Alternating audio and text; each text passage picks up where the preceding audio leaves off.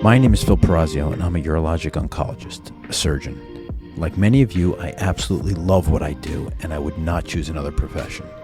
But I have struggled with professional identity, practice efficiency, and wellness over the years.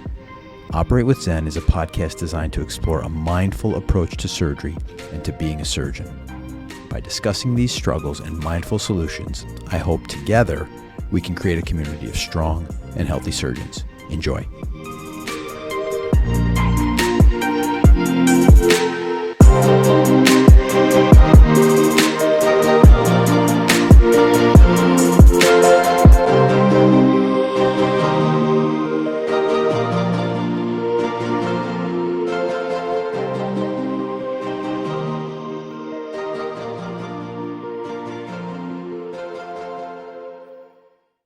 Welcome to this episode of Operate with Zen. Today, I have the great pleasure of being joined by good friend, Jeff Bloovman. Jeff, introduce yourself to the audience. Hello, everybody. My name is Jeff Bloovman, and I am a BSN RN and an operating room nurse, also a firearms and Brazilian jiu-jitsu instructor, a pretty decent cook. I'm also very good at cleaning. So that's honestly, that's like everything of my life. There's nothing else. That's it. It summarizes it pretty well. So Jeff and I have got to know each other, I'd say really well over the last 2 years since I started at Penn. Jeff's part of the urology team. He works in our room a lot, and we spend a lot of time together in the operating room. And we've got to talking and got to know each other about topics of mindfulness and being present, both in and out of the operating room. So Jeff brings a really unique perspective to that. So Jeff, that's where we're going to go. That's where we're going to get started. So why don't you talk to us a little bit about your journey into mindfulness and kind of where you see that potentially starting and going and wherever you want to take it. Gotcha. Thank you. Well, first of all, I'm super honored and flattered to be on the show. You know that once you said it, I was like, oh yeah, absolutely. I love doing podcasts. We actually, not doing a shameless plug. I've been doing podcasts for a while. We have a show called Practically Tactical where we cover all sorts of things having to do with both firearms, combatives, medical, emergency medical trauma type stuff. And so, yeah, I love being on shows, and I've been a guest on many other shows where we can disseminate good information and, get people thinking about things that maybe they hadn't thought about before. But as far as mindfulness, that is something that I would say mindfulness and being present are some things that, to be quite frank, and you'll notice that probably throughout this, I'm going to be brutally honest because that's just how I am. That was probably why you invited me on. That's something, the mindfulness of being present is something that I kind of have a lot of difficulty and lack very frequently because of ADHD, auditory processing deficit. If there's a shiny thing, I'm like, wow, dude, do you see that shiny? Look at it. But, and for me, the activities that it's almost like being forced into being present and being mindful are those activities which I stated, the firearms instruction, yes, absolutely, but also being a student of the gun and being a shooter, and I'll elaborate and expound on this more, as well as Brazilian jiu-jitsu, as well as the operating room. So kind of going through the numbers here, and one may think or look at those activities and be like, wow, those are really kind of eclectic and what's the through line there? Obviously, there's the self-protection thing. Also, with all of these activities, I'm able to help people. With firearms, they're out there regardless of which side of the political spectrum that a given person falls on. I think that we could agree that if they're out there, that we should be as safe, quote unquote, and as responsible with them as physically humanly possible, and also knowing law, et cetera, et cetera. And one of the things, actually, as an American citizen, one of your only things that you are supposed to be is you are supposed to know the law. And I found that quite interesting.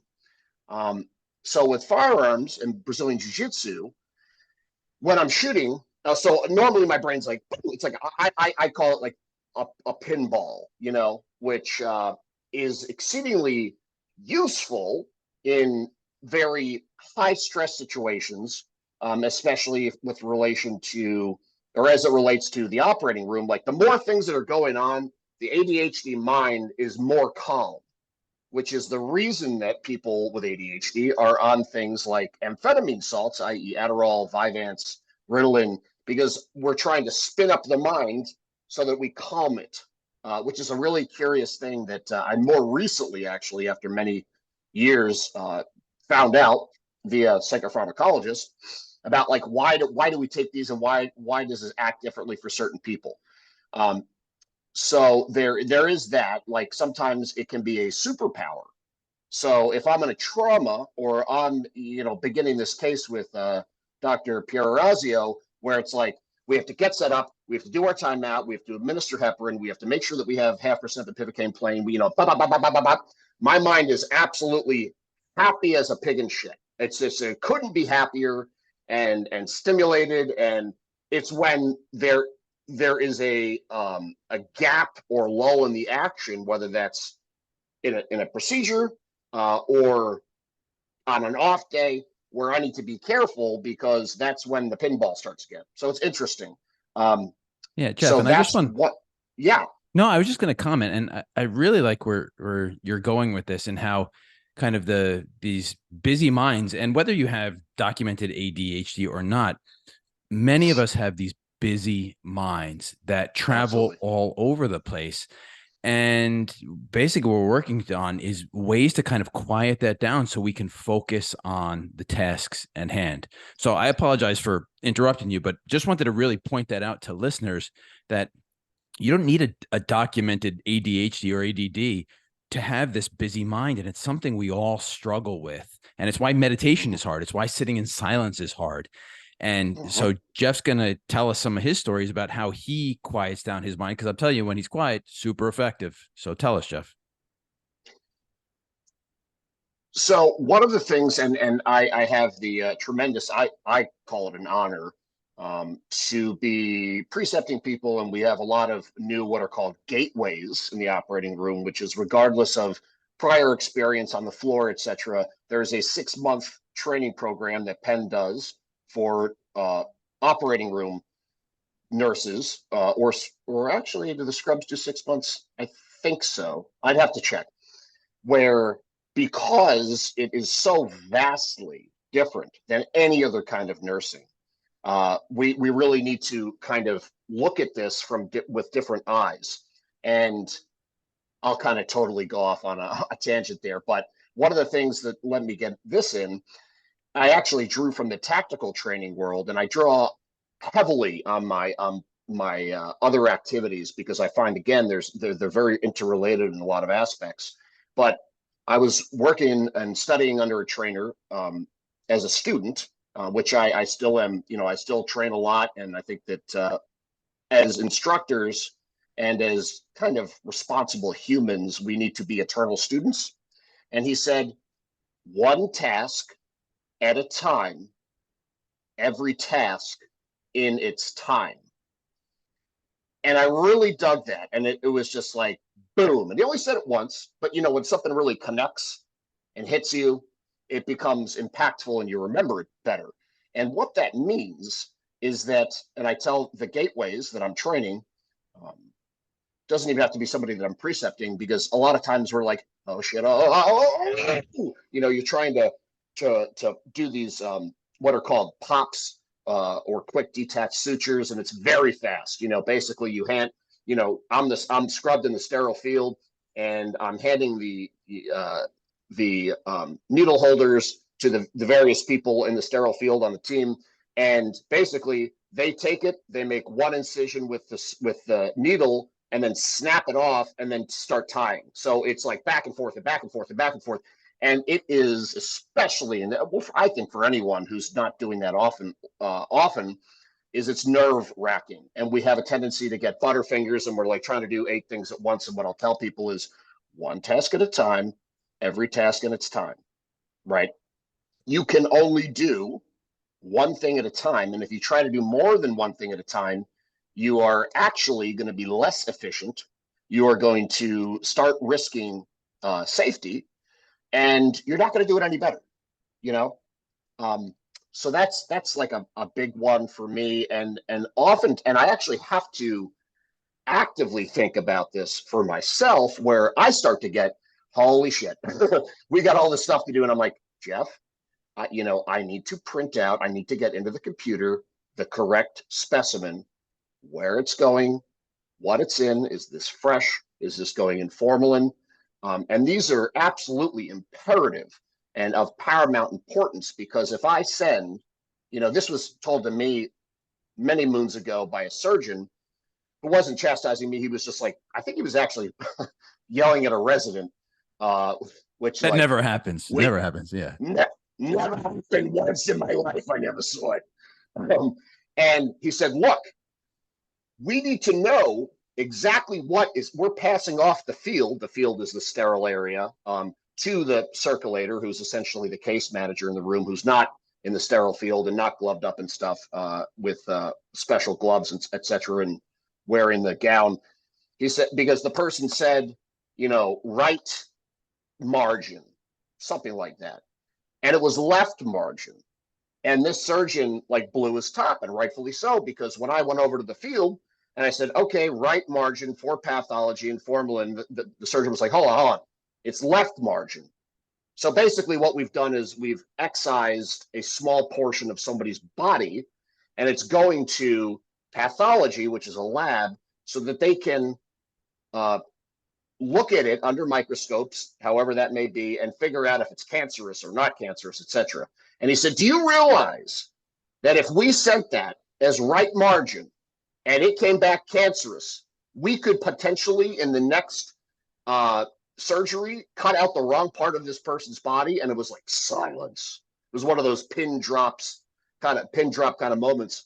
And so it kind of, another reason why staying present and particular and not rushing and operating at the speed of safety is where it needs to be. And in one hand, it's kind of can be intimidating to have to do that, but that's part of the discipline. Yeah. And I think it's really important, Jeff, and I call it a public service announcement when I give lectures on mindfulness, that multitasking is a myth. There's less than 2% of the population that can actually multitask, that brains can actually do that. What the rest of us do is serially single task. And just like you said, when we do lots of things or trying to do lots of things at once, we get it wrong and we do it inefficiently. This is backed up by dozens and dozens of papers, really good neurologic science and data here that says multitasking is a myth. So don't fool yourself into thinking you can do that. I love this mantra: one task at a time, every task in its time. I think we should put it in big letters in the operating room, by the way. I think let's make vinyl signs. We can have our faces. Well, your face is already done. So Dr. Pierorazio's, he's got this, it's a gigantic. It's not that big.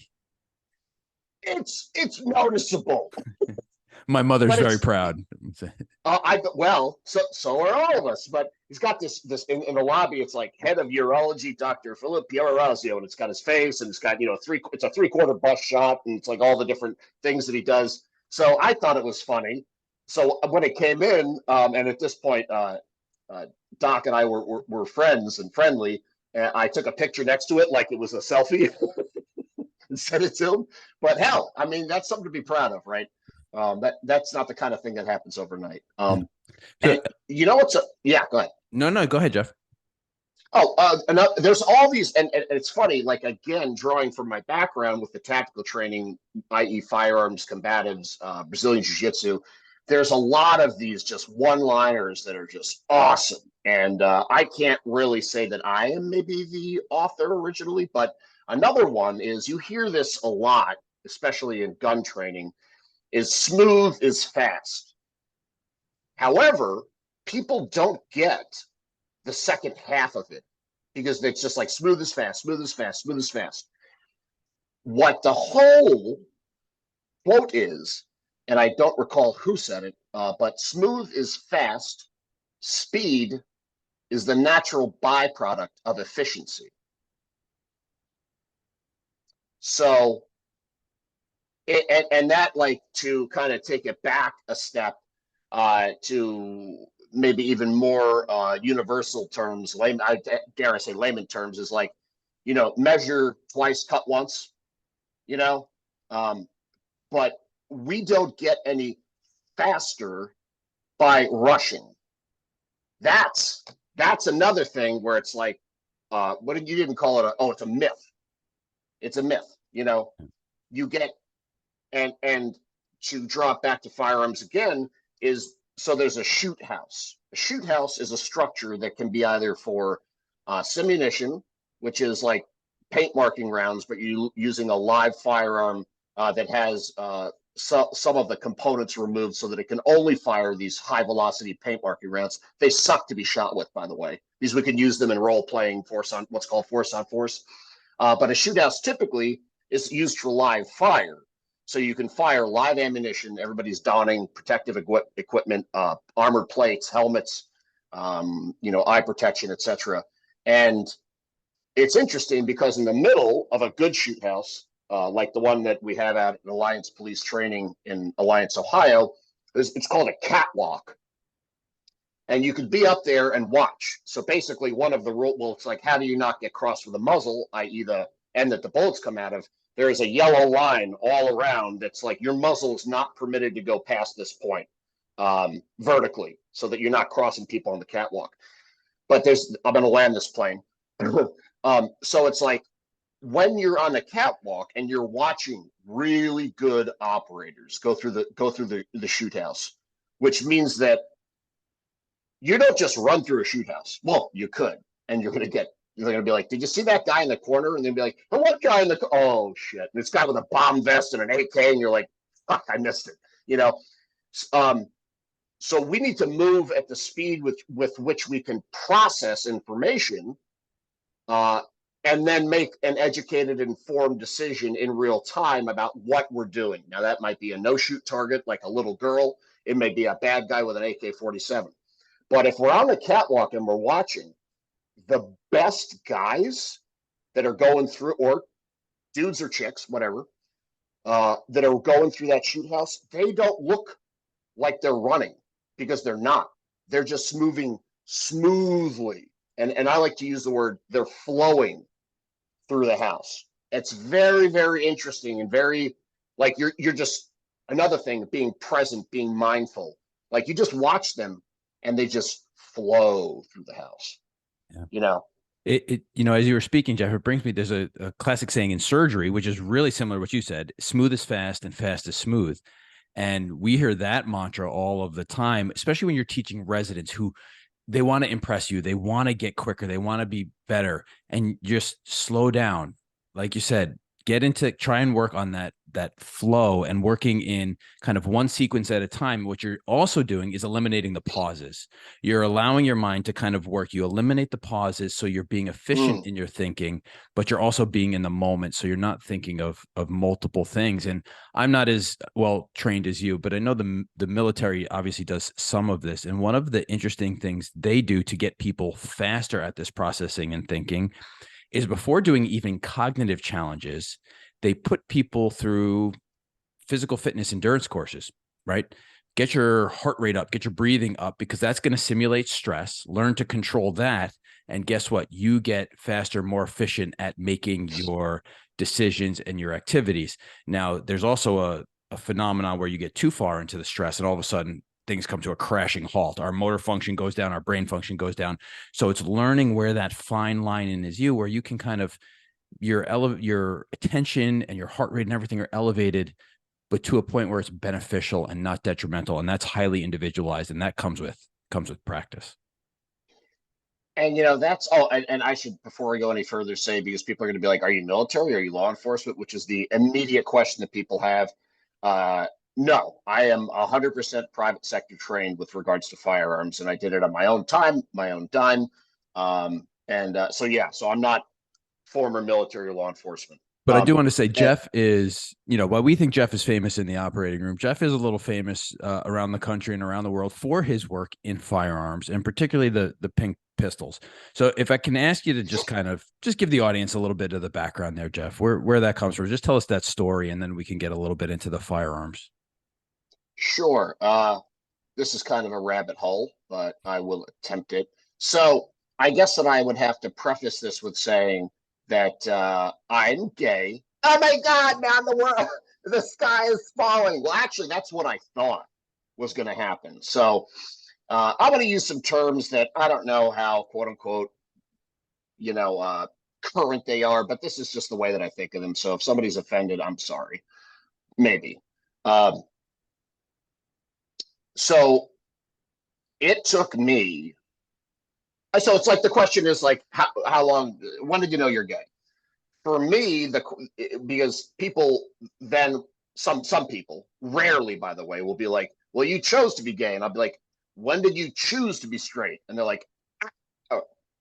But for me, because of the activities that I'm involved in, which typically could be construed as masculine, quote unquote, activities. And the reason I say that is because me growing up, I didn't have like role models slash there were archetypes that I could look to that were like me. So dudes that do what I do, that are still, their orientation isn't heterosexual and stuff. So for me, that it became exceedingly difficult to feel comfortable in my own skin.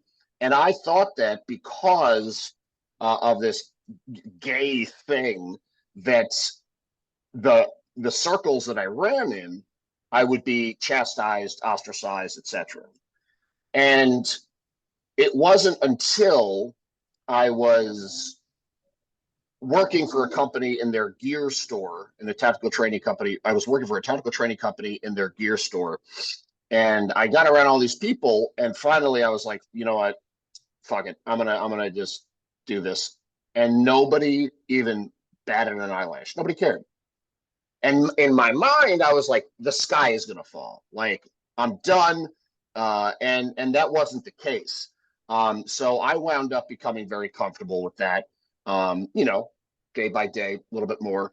And at the same time, the owner of the tactical training company came downstairs because I was actually staying in his quote unquote team room, which is a phrase from special operations. Again, I'm not special operations. So I'm the special education operations, which I can say because I was.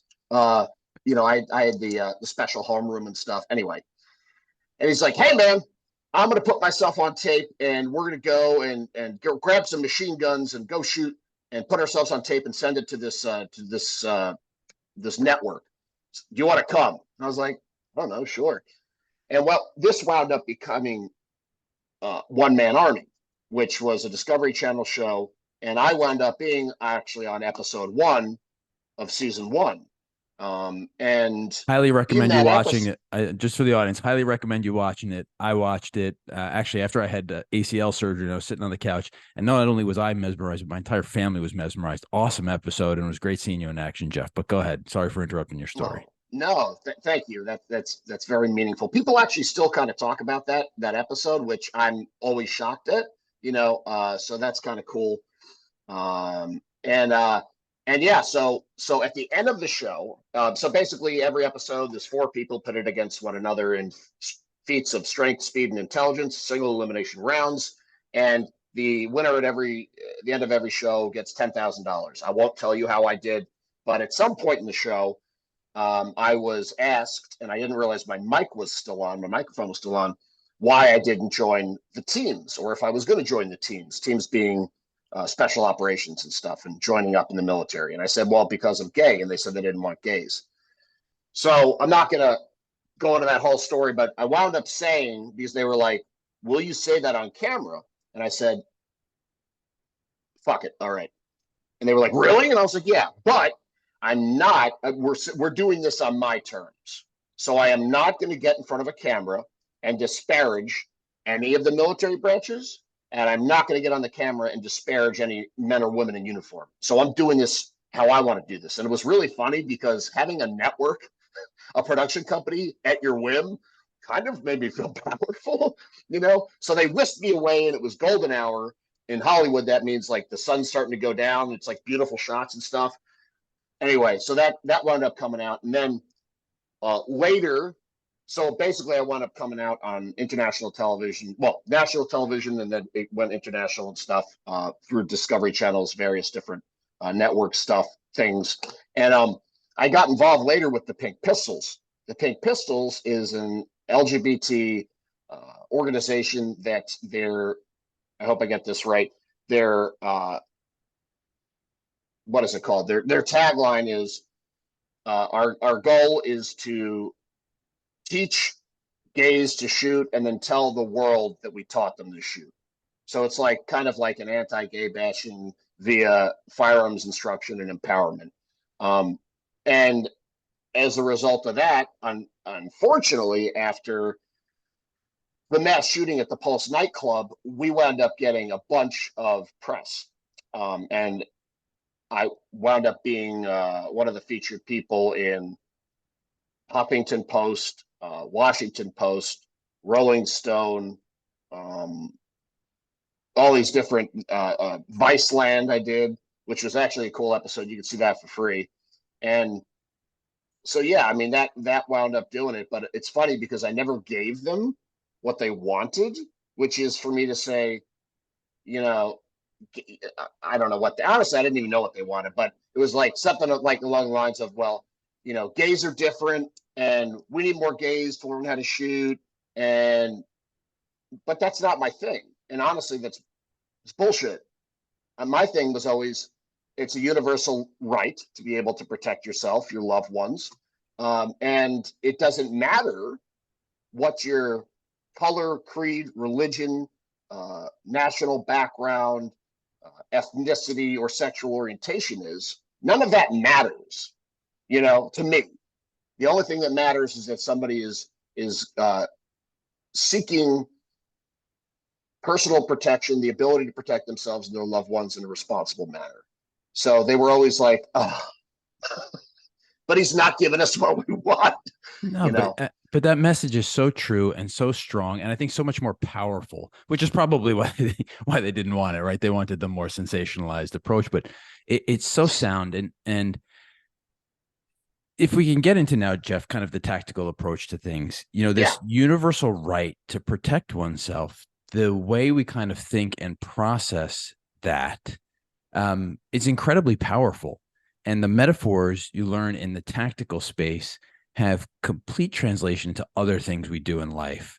So talk us through some of those metaphors, if you don't mind, some of the things that, you know, concrete tactical things that you now incorporate in your daily life. And then I'll ask you to spin it into the operating room. Yeah. I mean, at this point, I've undergone thousands of hours of training. I mean, I don't even know how to quantify or what it would be, but of pistol, rifle, shotgun, two-man tactics, emergency medicine, combatives, including some of the most hardcore classes that you could take on that, which are given by now a mentor and very dear friend of mine, Craig Douglas, and he does ECQC, which is Extreme Close Quarter Concepts, Edged Weapons Overview, and vehicle combatives and shooting tactics, all sorts of things. I now go and coach in his classes and stuff. And how does it impact my life? I would actually step back and quote and look at the work of a guy named Jeff Cooper. Jeff Cooper founded Gunsight out in, I believe it's Arizona, in the 1970s, early 70s, as a place where people could go and get formal firearms training, defensive firearms training. And he was a pretty prolific writer, former Marine, and he wrote this thing called the Cooper's Color Codes of Awareness. And actually, it's totally applicable to life and kind of everything in between. And the color codes of awareness are broken down into 4 colors. There's white. I am unaware of my surroundings. There is yellow. I am aware of my surroundings. There is orange. I am aware of a potential threat. And then there is red. I'm acting to solve this problem now. And all of these different trainings, if I'm going to kind of boil this down, lead me to be into a position of being in condition yellow, more or less 24/7. Now, a lot of times people will say, oh, well, you know, firearms training and combatant training, you're paranoid.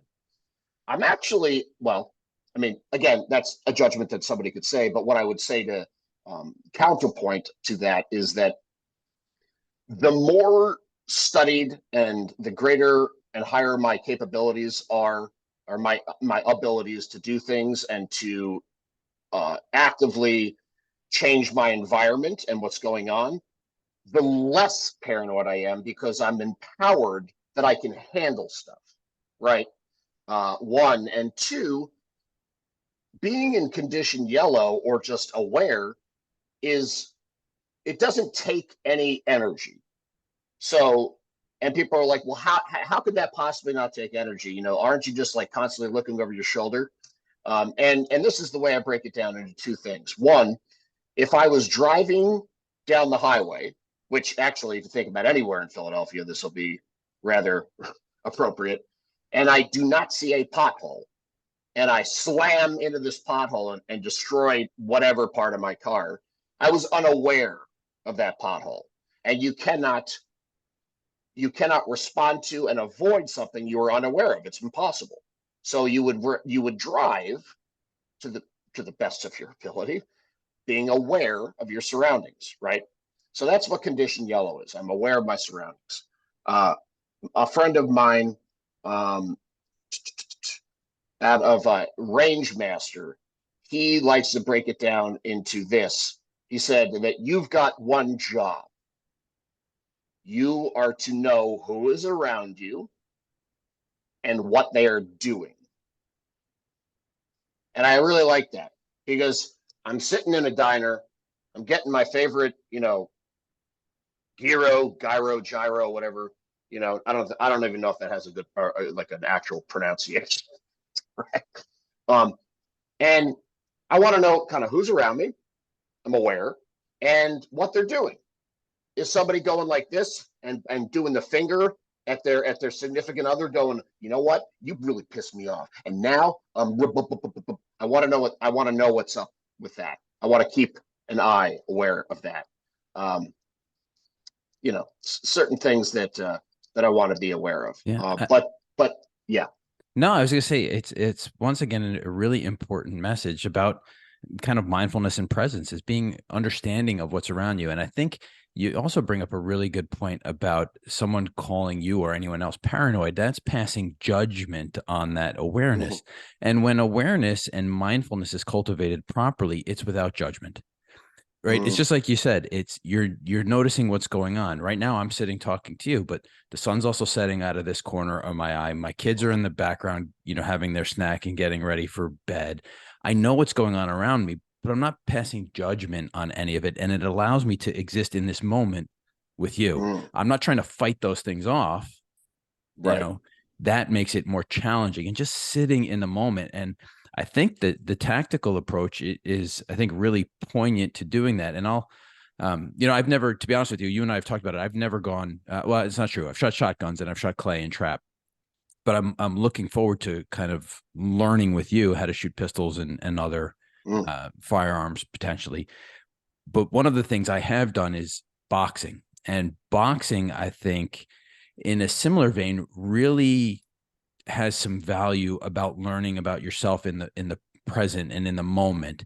And I'm hoping this is going to segue potentially into jiu-jitsu for you. But if you think about, you know, there's tons of benefits to boxing, cardiovascular, strength workouts, all of that. But I found one of the real benefits was boiling it down to its simplest. Boxing is punch and don't get punched. Right. And if you're thinking about your what you're teaching people with tactical approaches is shoot and don't get shot. Right. And that teaches you to be incredibly aware and incredibly in the moment, because nothing else is going on. You have one singular task. And if you think about that for boxing as well, if I'm going to throw a punch and I'm off balance, that makes it more likely for me to get punched in the side. So let me make sure my balance is always good. Let me always make sure I'm in a protective stance so I keep my hands up. So if a punch does come, I'm prepared for it. And I'm sure there's lots of other analogies you see in tactical approaches, but also may segue into kind of your thoughts and impressions on jiu-jitsu. So floor is yours, Jeff. Tell us what you think about what I just said. Yeah, I think you're right on the money. And again, there are parallels between shooting and jujitsu. So for example, and this is why, to kind of bring it full circle back to the ADHD, racy brain, whatnot, pinball mind, is I need to be present in order to have good results. So if I'm shooting pistol, right? And these are like two of the activities, frankly, that are like the only activities that I do where I have complete silence of my mind. There is nothing else in the work. I don't hear. I don't think. Oh, did I change the wash from the washing machine to the dryer? You know what I mean? Shit. I don't think I mailed that. I was supposed to mail that. Yes. Nothing. And it's just me with the gun at extension, an appropriate level of extension, and sights and trigger and releasing the bullet down range and getting right back on my sights after the shot breaks and just repeat as necessary. So it's silence and it's 100% being present, because also if I'm not present or I start thinking about what not to do, like don't shake the gun. Well, you can't not do something, right? You can only do something. You can't do a negative. Um, then I'm thinking, and this is what I tell my students. My mantra, I guess this I could say I coined because this is just what came out of my brain. But they'll be on the gun, the pistol per se, and I will say as they're shooting at a certain point when they're kind of actually from the very beginning, front sight evenly spaced within the rear, pressure on the trigger, front sight, pressure on the trigger, and then the gun goes off. Right back on the sights. So now, I'm not saying don't look where the bullet impacted, don't look at the target. I'm telling them what to do. Right back on the sights, and I'm saying right back on. So I want to be on the sights before, during, and after the shot breaks, and that leads to my my my preparation, my shot breaking, and my follow through, right? So my mantra is front sight evenly spaced within the rear, pressure on the trigger, front sight, pressure on the back. And the gun goes off. They're right back on the sights. And next thing you know, they got a group like that. And I've had people, and this is not just because maybe I'm a good trainer, but this is a reflection of the people that I've trained under, that got through my thick skull, that were not even halfway through a box of ammo and it's the first time they've shot pistol, but because they're doing what they need to do, they're having really good results. The same thing as far as being present and zen, if we will, if I may, with jiu-jitsu is just that when I'm rolling with someone, so rolling would be like the sparring of jiu-jitsu. You're wrestling around. I'm trying to submit them. They're trying to submit me. It's competitive, and depending on it could be very, very intense, right?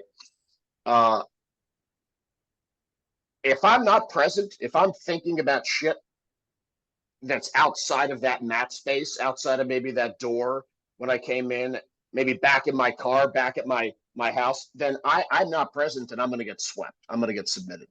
So luckily at this point in my jiu-jitsu career, which I've been doing jiu-jitsu for 20 years. In fact, this past December, I got my black belt under Daniel Gracie, which is, thank you, golf clap. um, I need to be present. And I love this activity of jiu-jitsu because it forces you, just like with when I've got a pistol rifle shotgun that I'm working the trigger and the sights on, to be present to have good results. Uh, And so these activities kind of by the default nature, that by proxy of the way that they are, force Jeff with his racy ass brain to be in the moment right now. And to me, that's why I probably just go back to them every time. And I'll tell you, it's really interesting. You know, I give a fair amount of talks to surgeons now about mindfulness, and I talk a lot about yoga. I talk about meditation. I've never done jujitsu, but I've had more than a handful of surgeons come up to me after talks and say, you know what, I don't really do yoga. I don't really meditate, but I do jujitsu. And a lot of the stuff you're talking about is exactly what I experience when I'm doing jujitsu. And I say, I usually joke with them and I say, well, didn't you hear me make the point that it doesn't have to be yoga and meditation to experience, to be in the Right. moment and to get the benefits of this? And I think that's one of the really strong things coming across with you today, Jeff, is that there are so many ways to work on being present and being in the moment. And there are so many benefits to doing that. Mm-hmm. Yeah, absolutely.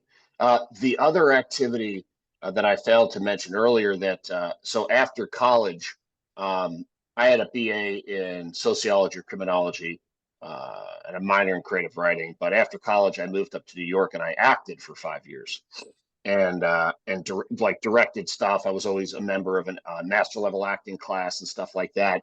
And that actually, and so now people are really confused. Like, okay, so nurse, actor, firearms instructor, jiu-jitsu instructor, like you're weird. And yeah, you know what? I am kind of weird. However, there is a through line. So if I were to look at the acting directing thing and to instructing, it's one and the same. Public speaking, ability to deliver, awareness of audience. Also, with directing, so if I've got some actors on the stage, right? I have this as a director, I've got this idea in my mind, and that could be, for me, it's very visual, but that's just because of the learning modality that I'm most kind of with. That's my strongest one. But I see how it needs to be, right? Where I want these actors to go. And now it's my job to articulate to them how to get them there. It's the same thing with shooting. I know what the student, where I need to get the student, and now it's my job to articulate that, to hit all the different learning modalities: visual, physical, kinesthetic, auditory. Most people are a combination of those things, to get them to do what they need to do.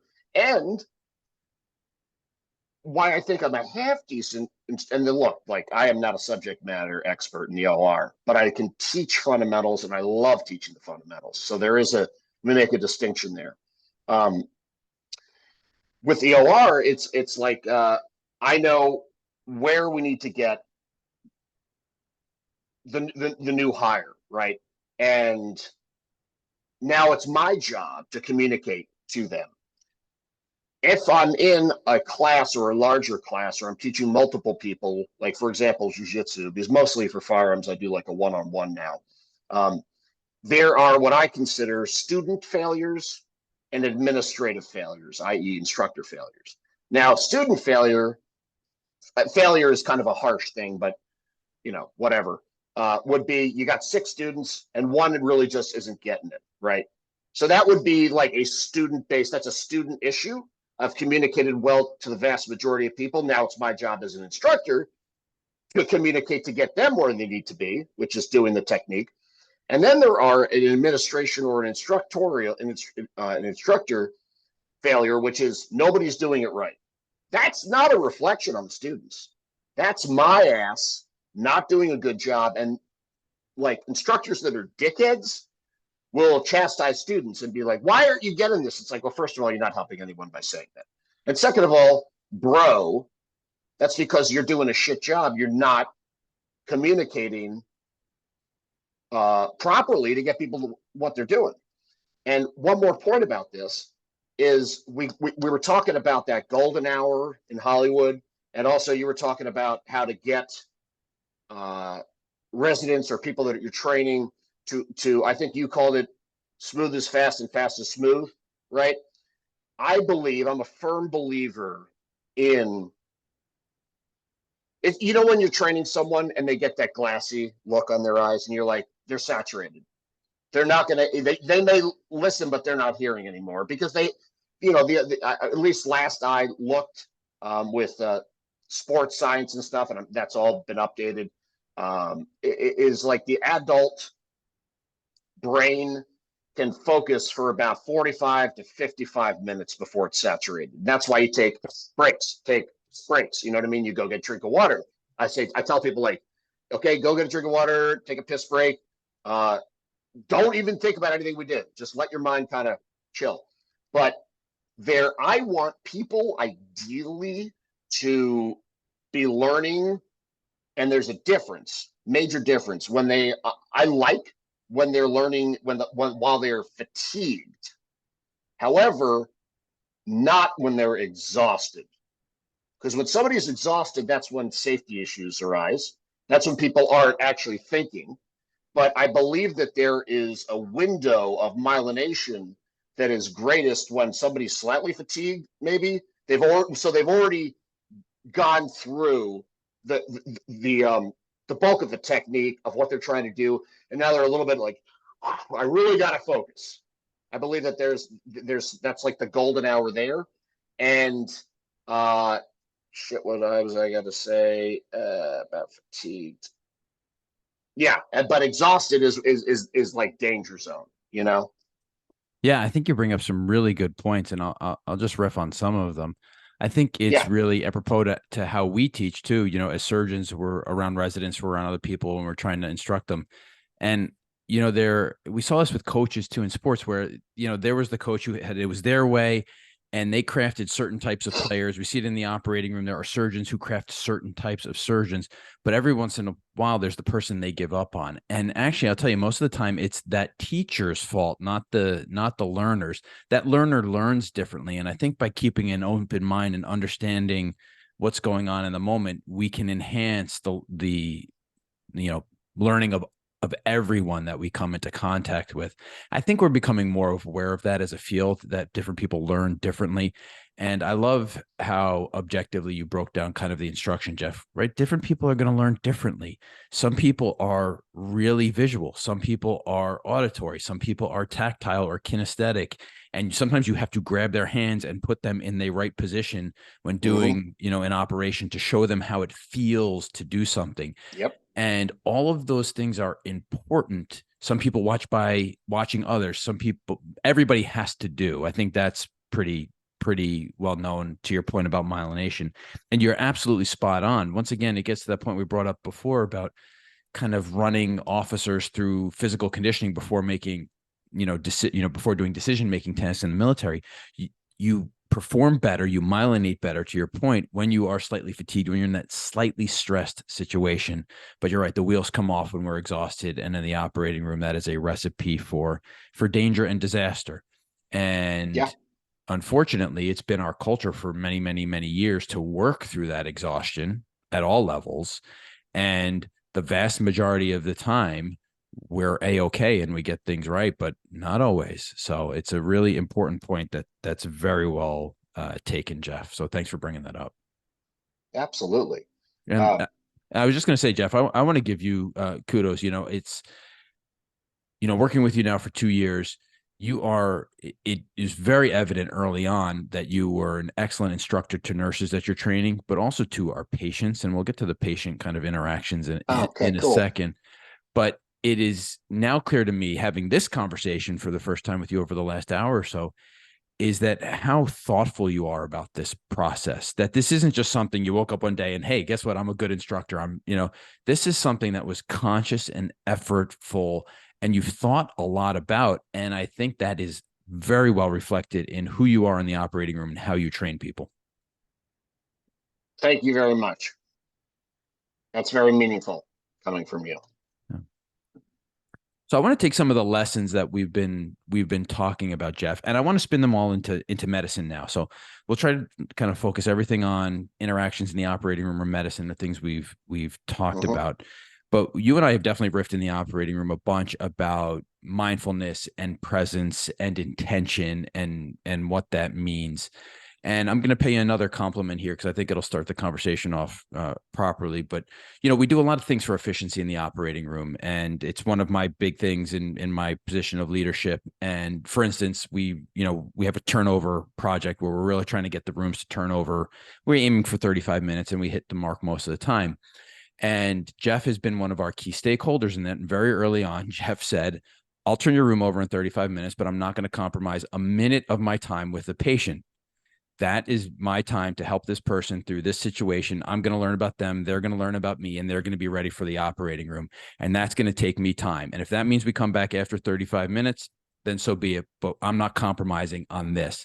And I love that about you. And I respect that about you. And it's you being in the moment and intentional about what's actually important in that day and taking care of that patient. So, with that compliment, let's get on intention kind of in the operating room and medicine and how you kind of think about that.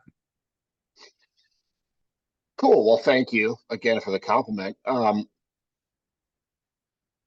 So it's an interesting thing that if we're going to compare and contrast floor nursing versus operating room nursing. Floor nursing is floor nursing, and operating room nursing is essentially we are procedural nurses.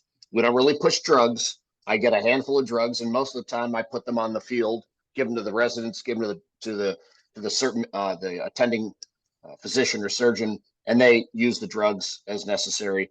But as a result of just the nature of being an intraoperative nurse, I have very limited time with the patient. So if I'm a floor nurse, I'm in there a bunch of times. They get to know my face. We get to have a repertoire. So as a procedural nurse, as an operating room nurse, I say that as procedural, like there's a definitive beginning, middle, and end. Okay. In addition, there are three essential phases of care. There's the pre-operative phase, which is like they get there, they get situated, they get changed, they put their belongings in a bag and etc. That is the intraoperative phase, which is where we have the most, that's where we exist. And then there's the post-operative phase, or the PACU, which is they've undergone surgery, they've left the room. So one can then say, oh, well, you really don't have, you're not really involved in patient care. No, I am. Actually, my job, I need to take that actually more seriously, because if I have a 1/100th of the amount of time that a floor nurse has, how important with a patient, how important, how thoughtful, how considerate do I need to be in that 1/100th of the amount of time? It's everything. So if I walk in and roll my eyes or go, that's all they heard, and I'm also an asshole, right? So when I'm doing a preoperative assessment, so I go out of the operating room, I go to the pre-op area. This is where I can either make or break someone's experience, at least the experience that I can control, right? So I walk in there. Hi, how you doing? I'm Jeff. I'm one of the nurses. Be taking care of you today. I got a couple quick questions for you. And I'm ignoring the family. I'm ignoring the patient. I may have made eye contact once. I'm an asshole, right? Let's call it. However, if I walk in, so this is kind of my thing, right? I'll try to run through this real quick. I walk in. I take a look at the people there. Maybe there's two people that are sitting that are guests that are I don't know who they are. Family. They could be friends. They could be boyfriend, girlfriend, whatever. I can say, hi there, I'm Jeff. I'm one of the nurses that'll be taking care of you today. How you feeling? Oh, hi, Jeff. I'm, such and such. And who do we have here?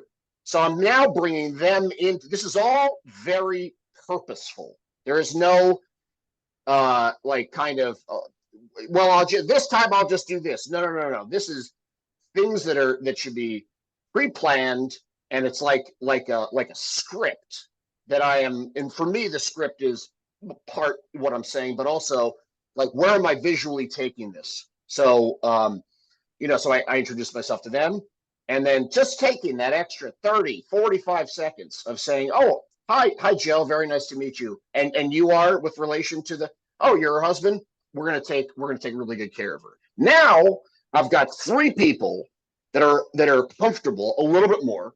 They know who I am. They know that I've got intentions to treat them as fucking human beings, which God forbid in healthcare we did that. Then I'll go through my pre-op interview and I'll just say, I'm not going to take you through the whole thing or your listeners, but I'll say, so I just got a couple quick questions for you, and then I'll give you, I call it a little snapshot about what to expect, and we'll go from there. Okay. So everything that we're doing, it'd be the same as administering a med and being like, okay, I'm going to give you a shot of uh, a heparin in your outer right thigh. This is a super teeny tiny little needle, so you'll just feel a little pinch, but I'll let you know when that's going to be. That's what I say when I give heparin. And then, so we're explaining everything that we're doing. We should explain everything that we're doing across the board. It shouldn't just be when I'm sticking someone with something. Then I'll take them through the questions. And now this is where I don't want to say most, but the ability, or it exists that I could just be like, okay, we'll see you back there, and I leave. However, all I've done now is ask questions, get some information that I may need for the pre-op interview, but I haven't really. So maybe I've reduced their anxiety by a tenth. However, if I spend the next 2 minutes, which I could take you through right now, of this is what I want to hear. So I'd say, okay. So now notice that, and this is for acting, I'm changing the volume of my speech. I'm changing the cadence of my speech. I'm lowering myself from a standing position to right by. So I may be resting my arms on their side. What is that called? Side table, Side rail. side So, rail. yes, Yep. their side rail of the stretcher. And I'm going to say, okay. So that, so right now we're setting up the room. Once we're set up and we're ready to receive you back there, our anesthesia personnel, in this case, Michelle, she'll come back and bring you to operating room 10. Okay. And that's when I'll look at the people. Operating room 10, that's where you're going to have your procedure. Once we get into the room, we're going to pause for a brief moment and verify your name, date of birth, allergies, procedure, all that good stuff. Just because even though we are going, and I'm using a lot of hand gestures too, these are all the same ones I do every time. Even though we're going a short distance, we're physically shifting locations. So that's part of our safety protocol. Once that happens, we're going to marry this stretcher right up alongside the operating room bed. So I'm calling it a bed, not a table, and give you all the help you need to transfer over. And from there, we'll get you nice and comfortable, and anesthesia will get you super comfortable. And the next thing you know, you'll be coming to and asking, did you guys do it? And that's our goal. And I'll say, do you have any questions? And they'll say, no. And I'll be like, okay, our top two priorities are for your safety and for your comfort. Okay, we're going to take really good care of you. Thank you, Joe. Nice to meet you. And look how long that took. And I have seen 9 times out of 10 somebody go from this to this. So I've now reduced their anxiety just by giving them 2 more minutes of my time. But it needs to be a highly polished thing that I do the same every time. And now, like that's what we need to do. As far as the bedside manner thing, this is what I tell everybody. I don't give a shit who you are. You could be a resident, you could be a medical student who's helping out, you could be a gateway, somebody I'm training, a preceptee. I'll say, look, if you treat, well, actually, it's kind of funny. I'll say, so do you love your mother? And it's funny, I no longer say that because they'll be like, I hate the bitch. I'm like, bad example. Is there someone that you love? And they'll go, yes. I'll be like, okay, if you treat the patient like that person that you love, you will never have a problem with bedside manner, because you're going to treat that person how you would want your loved one to be treated during your procedure. And that's it. It's that easy. So that's what I do. Yeah, it's awesome, Jeff, and it comes through, and it enhances our patient's experience, from the start there. And just to kind of swing it slightly differently into the operating room, you and I do this now together. When we do timeouts, I don't know if you noticed, I'm very intentional about what we do, how we set up a case, how we start the room, to set the tone with everybody about what our priority is for the day and what we're doing. And, I used to, when we started doing timeouts, what are they, about 12, 15 years old, somewhere back there. And we started doing timeouts. Everybody was annoyed by this process. And then I started using it yes, it has its important safety checklisting, but I started using it like the national anthem before a sporting event. It's the Mm. time to kind of turn on your brain and say, okay, this is just got really real. We're in the moment.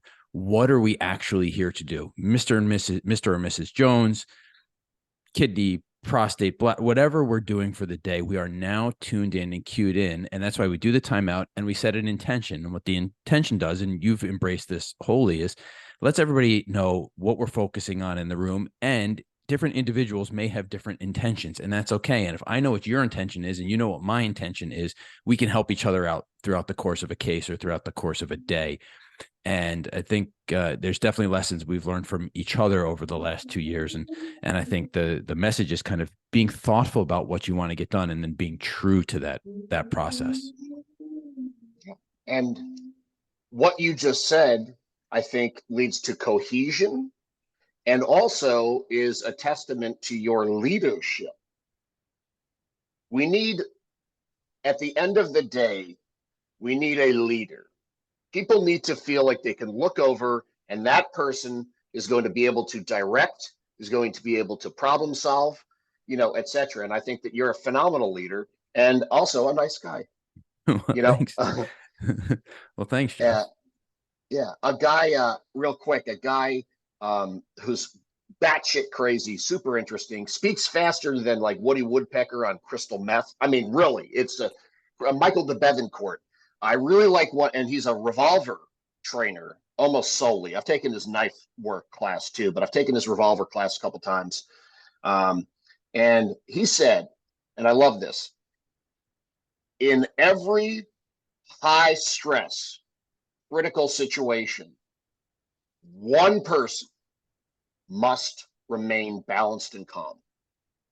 Now, you could have 100 people running around screaming, and if you're the 101st, you're not helping. But if there's one person that can be like, everybody's yelling. My favorite thing is this: everybody stop yelling. Now, you didn't do anything, bro. But if you say, hey, everybody, calm down 1 second, let's look at this. Somebody needs to be able to take that position of leadership, and ultimately what it becomes is authority, and just calm people, so it's Yeah, kind of a, I don't know if that, yeah. yeah, no, it's one of my favorite analogies to tell people is, everybody thinks of the alpha dog analogy, and everybody thinks alpha dog, that's the biggest, strongest male in the pack that leads by strength and brute force. And that's actually not the alpha dog. The alpha dog leads, there's two main tasks that the alpha does. They control the order in which food is given out, and they are a calming presence for the pack. It's not the biggest, strongest dog. Hmm. And so that always helps me think of leadership in that sense. It's calming, and it's kind of distribution of resources. How do we make sure everybody gets what they need? Those are what your real leaders do well. And that can be distribution of emotional well-being. It can be of, physical things we have, in and around the operating room. But I think that analogy holds true a lot. So, Jeff, we're Hmm. coming up on an hour. We talked about a lot of Hmm. really fun, amazing things. I want to give you the opportunity, if there's anything we missed, anything that you want this audience to hear about you or your story or anything I forgot to cover, now's a chance. Tell us what we need to know. Oh man. Well, first of all, I really, really enjoyed this. This is a long time in the making, and it was everything that I wanted it to be and more. So anytime you want to have me on as a guest, I'm happy to come back. Um, yeah, I think that this idea of mindfulness, and for me, just the way that my mind works is staying present, right?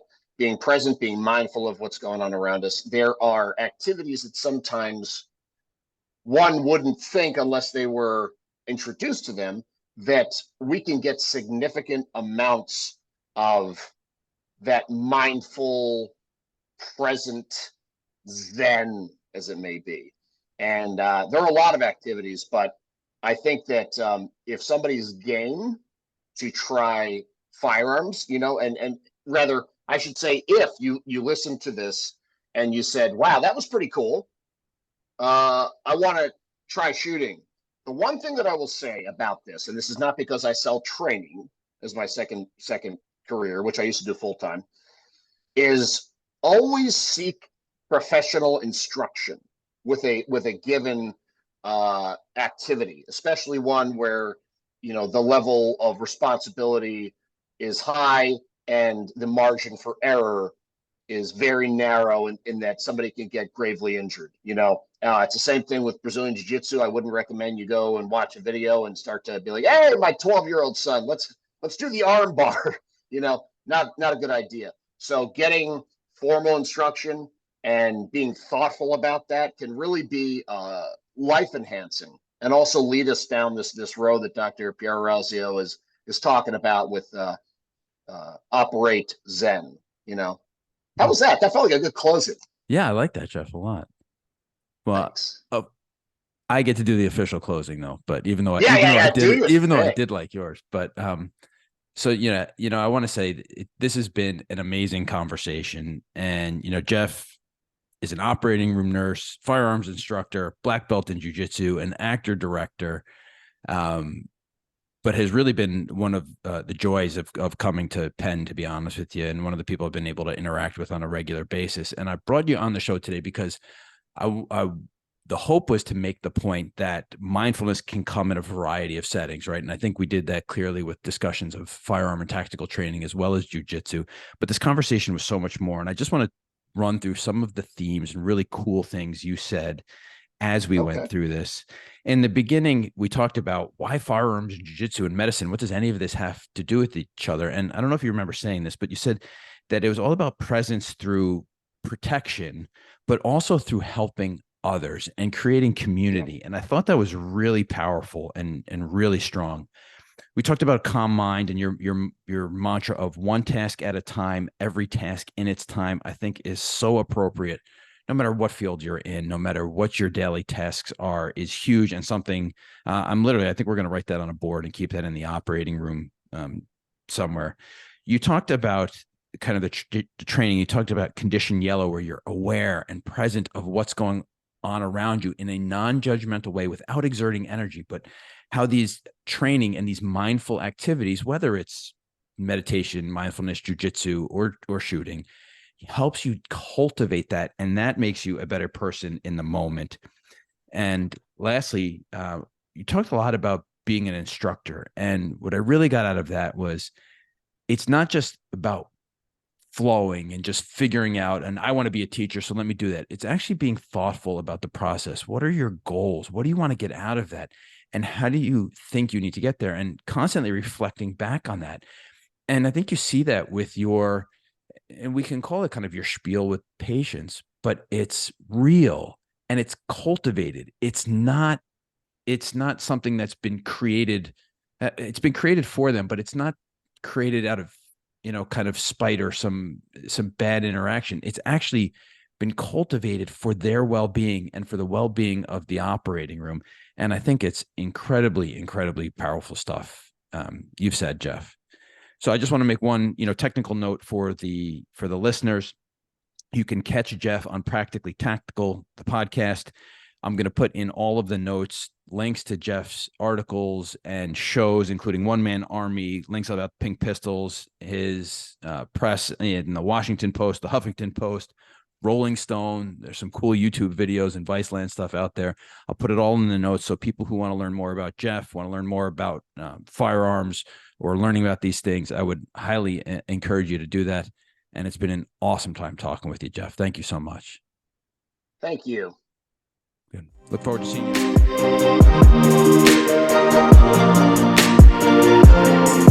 you.